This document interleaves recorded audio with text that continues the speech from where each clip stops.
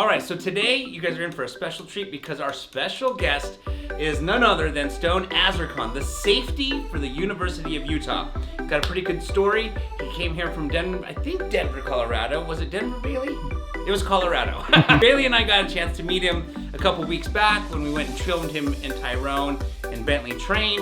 And so he's coming in to tell his story, so definitely stay tuned because it's gonna be a good one. Good morning, everybody. You are listening to K-Talk Radio 1640 AM. This is the show, Utah Home Sweet Home. I am your host, Yoshi Shiraki, and our very special guest is Stone Azarkan. Thank you so much, Stone, for joining us today. Yeah, thank you guys for having me. Yes. There's gonna be a season or no season, and I guess they had a meeting last night is what he shared with me, but right now nobody really knows just yet. No idea. Pretty much what you hear from the media is what we know. So it's up in the air. Gotcha. So the good news though is that you guys are practicing and staying in shape, staying ready in case there is a season. And how many times a week do you guys practice, just out of curiosity right now? In conditioning, that's pretty much every day. So that's okay. About 5 days a week, and then just practice with the helmets only. No contact, nothing like that, nothing crazy. That's 2 times a week right now. So. Gotcha.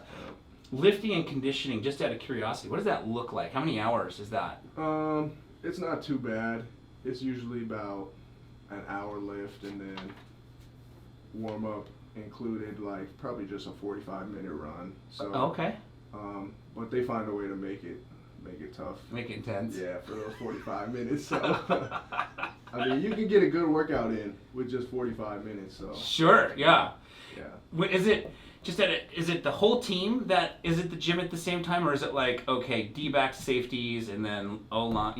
Yeah. So no, they'll do like skill players. Okay. Which is like receivers, quarterbacks, safeties, DBs, all that in a group, and then what we call big skills, which is linebackers, running backs. Gotcha. I think the tight ends, and then giants, which is just giants.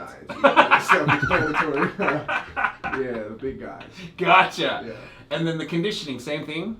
The conditioning, well, right now actually we've been conditioning just after practice. Oh, okay. So, which is different. I guess everything right now is different than usual. Yeah. But yeah, we've been conditioning after practice, and they just everybody's like cone has a different distance. Gotcha. So the skills will run a certain distance.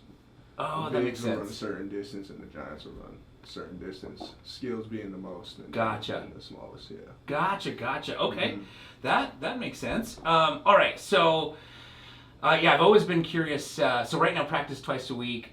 If things were normal, is it 5 days? Yeah, it would definitely be 5 days a week. Okay. Right now. Gotcha. Okay, cool. The game on Saturday, so right. 5 days a week, game on the 6th, and then you get 1 day off a week. So okay. Game day, do you guys do anything before the game, or you just rest up till the moment kickoff? Before the game, we wake up and have like a little walkthrough. I wouldn't even call it a walkthrough, just like small, just kind of walking around, going through everything. Yeah. The depth charts, meetings all day before the game, and then all the way up until game day. It's pretty much until the game. It's pretty much just meetings. Got it. Okay. Very cool. At the football campus at the U at the football. No, usually we'll be. If it's a home game, we're at the stadium, the hotel. Oh. So we'll be at the hotel. Yeah. I don't know what it's called, the University Marriott or something. Oh, I didn't realize. Yeah, so we sleep at the hotel on game days. I didn't know that. Even here in Utah. Even home games, yeah. Okay. Just as a way for them to make sure we're not going out. I mean, I don't think anybody would, but right. Just so they can give us bed check us, make sure we're eating right.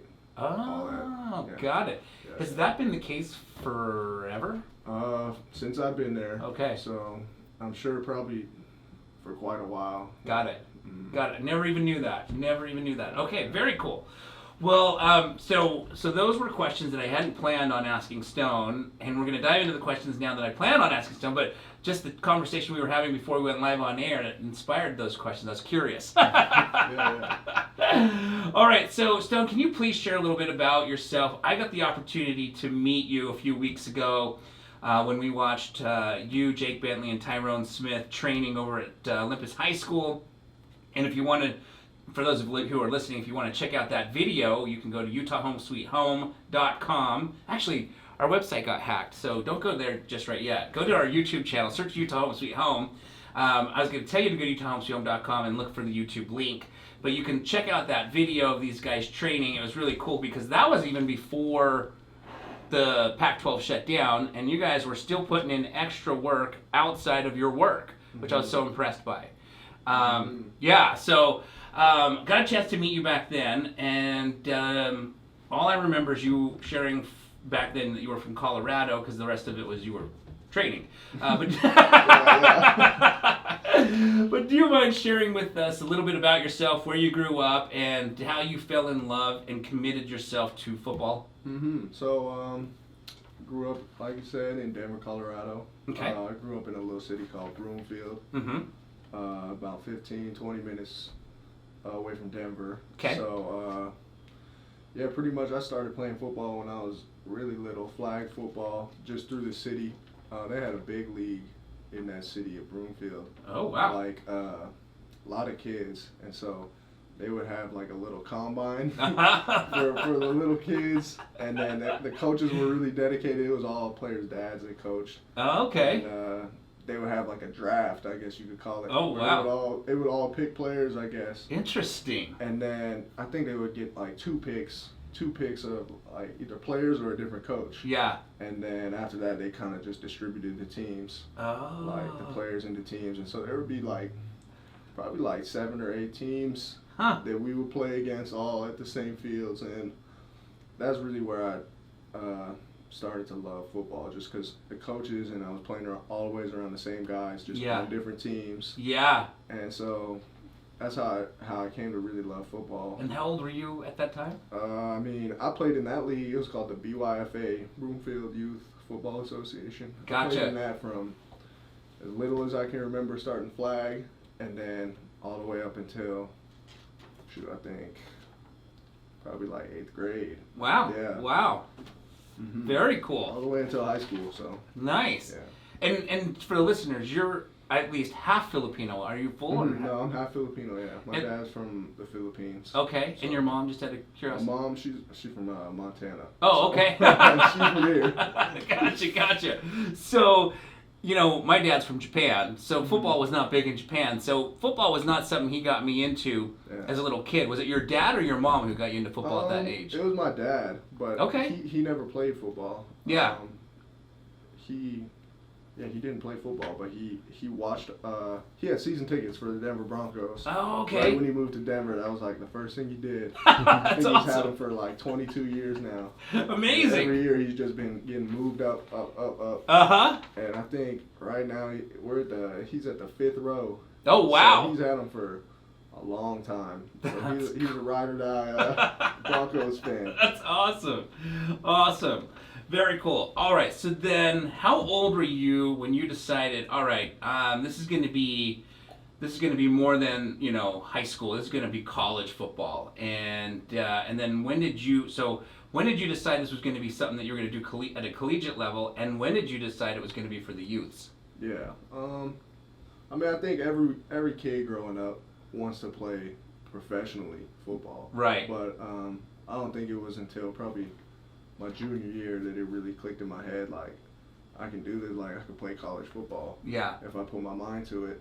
And so I didn't really get recruited out of high school much until, I got recruited by some smaller schools, but I was pretty hard-headed. Yeah. I wasn't about to go to play for a small school, I Yeah. guess.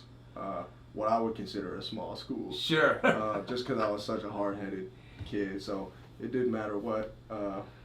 It didn't matter how many little coaches were talking to me. Yeah. I had always set my mind to play at a big-time Power 5 program. Got it. And then finally one day I got a call from Coach Scally. Oh, nice. Who's the safeties coach, and he just offered me a spot for that summer on the team. Really? So I pretty much just took it right away. And what does that look like? I mean, obviously, you said he calls you. I mean, does he Google your phone number? How does he get your phone number to begin with? So I had been, believe I had been emailing him. Okay. I had been sending out my film to a lot of different coaches. Ah, got it. But like I said, I was hard-headed, so I wasn't sending it to any smaller schools. Yeah. I was sending it to big-time schools. I was sending it to big-time Pac-12 schools, USC, Washington, you know, all the big-time schools. Yeah. And finally, Coach Scally replied to one of my emails, I think, told me to call him, and gave me his number. I texted back and forth with him, and then finally one day he called me. So. Got it. Oh, very cool. So, did he leave a voicemail, or did you actually pick up that call? I think I was in class, and I missed the call, but then I immediately left class and called him back. You heard the voicemail? Yeah. I saw the number and just freaked out pretty much because before that I had only been talking to probably 2 or 3 other coaches just from smaller schools. Got it. Very interesting. You know, this is something that a lot of people will never experience in their entire life. So then, what does it look like out after that call? He calls you up, gives you this great news. Then you go in to meet with him in person, or what's the next thing? The next time I saw him was first time I guess I saw him in person was at the spring game, Utah. No, the spring game. One of their spring practices, I think. He had me out, and then that's when I first met the coaches, and you know, it was all love. Yeah. And that was pretty much my first time just being up there around them and feeling like a program had wanted me, I guess. Yeah. So that was really cool for me. And then once I got the call from him, it was pretty much like, oh, I'm for sure going there. I'm not looking anywhere else. Yeah. Because that's just how I was back then. Right. Very cool. So then now it. Just, you know, you've gone in to meet with him. When he called you, did that mean you were officially Ute, or is that hey, come in, meet with us, let's talk, or is hey, come in because we want you? When he called me, he had just told me they got a spot for me on the team for fall camp, and pretty much I think he assumed I was going to take that opportunity. Yeah. Just because he knew too that I wasn't really highly recruited. So. Got it. So it wasn't a tryout. It was legit. No, it was just okay. Yeah. Mm-hmm. Very cool. Yeah. I wasn't sure if it was hey, come in and try out. You know. No. Okay, that's great. Yeah. Very exciting. All right, awesome. So we are going to take a quick commercial break. When we come back. I don't know if we had a chance to really talk about this before, but everybody shares a nightmare story. It doesn't necessarily have to have happened to you.